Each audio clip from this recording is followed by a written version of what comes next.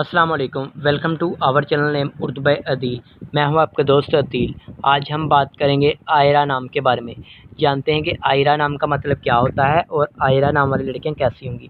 तो please video को full देखिएगा। अगर अभी तक आपने हमारे चैनल को सब्सक्राइब नहीं किया तो सब्सक्राइब कर लीजिएगा और साथ वाले घंटी वाले बटन पर भी ज़रूर क्लिक कर दीजिएगा। नाम है आयरा। आयरा नाम का मतलब होता है जी अज़ीमुल शान, बातमीज़, बाअखलाक के होते हैं। अगर जीन्स में बात की जाए तो जीन्स लड़की होती है।